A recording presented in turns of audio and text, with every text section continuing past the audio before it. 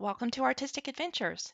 We're going to continue our Snow White doll project, and this will be the fourth video in the series. And in this one, we'll start making the dress. We won't finish it. Mostly we'll be working on the skirt. And as you know from the last video, I asked you guys to vote on whether you wanted flowers on the skirt or no flowers. And we got 3 for flowers, 2 for no flowers, and 1 undecided. So flowers it is. Well, let's get started on this video. We have our doll, and I've covered up her head and her hair so that we don't mess those up while we're working on this costume.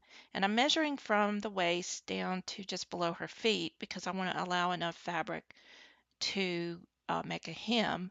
And basically it's going to be 12 inches. So I'm taking this folded piece of the yellow material, and I'm going to put a mark in the middle of that, and that'll be where the waist is. So just put a little mark there. And then I'm going to put a semicircle around, and that's going to be basically where the waist is. Remember, these dolls have pretty small waists, so you don't need a really large circle there. And the reason I'm doing this is I want to measure from the outside of the circle to the 12 inches, not from the center mark. That way it'll be 12 inches all the way around. So basically all I'm doing then is just taking my blue pencil and making marks at 12 inches from that semicircle edge all the way around, and that gives me a guide so that I can cut out the semicircle, and then when I open it up I have a complete circle. So we'll have a nice full skirt, but it won't be gathered at the waist. Now I can take the that center semicircle that I made and cut that out, and I'll I'll be trying this on the doll as I go to make sure I have it the right size. But that's the first step, is getting that cut out. And now we can work on some of the other pieces. I use paper towels for my patterns, and basically I just sort of fit it around the doll to make sure I have enough room to go around the body and to have some side seams on each side and up at the shoulders and everything. And you have to remember that even like the neckline, you're going to be probably folding that down, so you have to make sure you allow enough material for that. And the back part is actually going to be in 2 pieces, but I start with one just to make sure that it fits, and then I can cut it in the center because the opening will be in the back. And then these 2 pieces will fit together for the front and the back. So I will use these to cut out my material, and when I get a pattern that I like and it fits well, I'll keep it. Sometimes I just end up throwing them away because I don't really think I'll ever make anything like that again. I like making new things, so the paper towel is fine, really. So I'm making the back a little bit circular at the bottom. I'm not exactly sure how that's going to work out, but as we sew it, I just want to make sure that I have enough length that if I need to change it, I can. So now I'm going to fold it in half and cut it right down the middle. And then when I cut it out of the fabric, I will add some on either side of that straight cut so that I can fold it over. And then I'll have enough to overlap it and make a closure in the back. So making a bodice is sort of like almost like a vest to go over the skirt. The skirt will be a separate piece.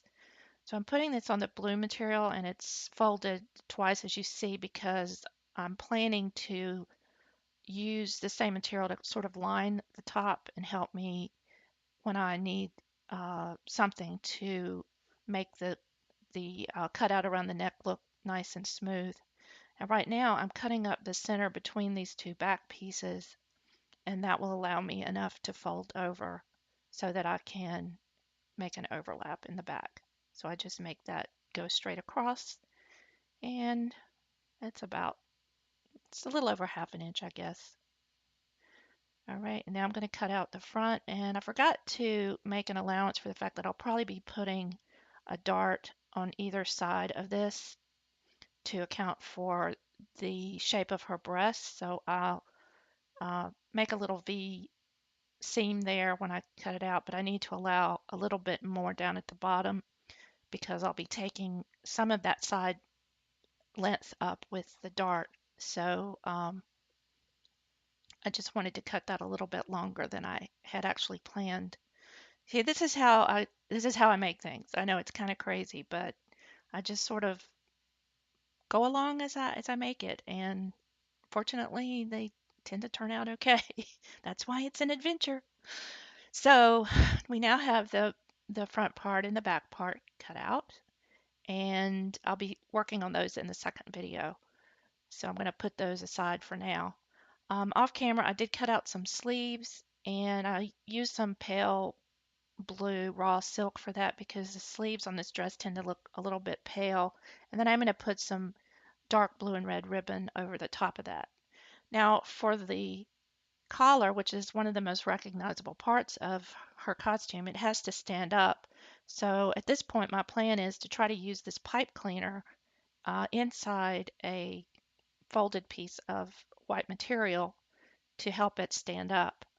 And you can use other things like starch. I've seen some people do lace, and they actually put Mod Podge on it, which is basically glue, to make it stiff. There's lots of ways that you could do this and make it your own. I'm just going to use this white cotton material since her costume is really kind of plain, and other than the flowers that we're putting on it, kind of sticking to it as much as possible. But as always, I like to make these things my own, so I do tend to add a few things. So this will fit, once we sew a seam, this will fit over the pipe cleaner. And since I already have white thread on my sewing machine, I'm going to go ahead and do that and get that out of the way. So I've got about 1/4 of an inch seam that I'm keeping on this, and then I'll trim it and put some little clips in the edges, and that helps when I turn it so that it'll be smooth and not have little pointed areas when you turn it out. So I'm just going to slip this in here, this pipe cleaner, make sure that it fits properly. And I'm going to come back later and work on this in the second video when we attach it and iron it and do some other things. But right now that looks pretty good, so we'll set that aside. Okay, and now for the next part, I'm taking that open area in the back and I cut a slit for the back opening. I put a piece of wax paper under this, and then I'm going to put some fray check on it. This helps to stiffen the fabric just a little bit and also keep it from unraveling. And I'm going to let that dry, and then for the waistband, I'm actually going to use this gold braid. You won't really see it once the blue is over it, but I just wanted it to look like a really pretty skirt. So now I've let this dry for a little while, and what I'm going to do is put a seam down that side of the part that I folded over, and then we'll use some Velcro in there to hold the skirt on the doll. So now that I have that part done, I'm going to go ahead and hem the bottom. And I thought at one point I would try to put some lace under this, but I've looked at all of the lace that I have, and I have a lot of lace. I'm not going to say I don't, I do, but I didn't have a piece long enough for this. So at this point, I'm not going to put lace under it. She has a little petticoat, I think, in some of the video, a little white petticoat with lace that shows, but at this point, I think I'm just going to leave it plain and, uh, just use the flowers as the decoration that we're going to have on it. I don't really want to go out and buy a bunch of lace when I already have a bunch. All right, so I'm putting some E6000 down, and I'm taking some little Velcro strips that I had from another Monster High doll costume, and I used my ripper and took those off, and I'm going to reuse them on the skirt, and I'm just gluing the Velcro down on either side. And now that that's done, I can go ahead and just use some needle and thread, and I'm using the same gold thread that I used on the skirt to sew that gold braid down because it's not going to show. So I did put a little bit of glue on the edge of that gold braid so it wouldn't unravel, and now I'm just sewing it down across the top of that circular opening that we cut out for the waistband. And I'll show you a little bit of this and then I'm going to go off camera and finish it so we don't take up so much time because I'm just basically putting loops in and out to hold the braid down. And then that thread doesn't show, so you just make the loops over top of the braid, making sure that you catch pieces of it to hold it down onto the material. In between doing all this sewing, I'm running outside. I'm trying to put some plants in front of our house. It didn't have any and it really looks bare. So I let things dry and then I come back and sew and it's uh, it's kind of been a funny day. All right, so now we have that done. You see we have the gold braid around the waistband, her little tiny waist.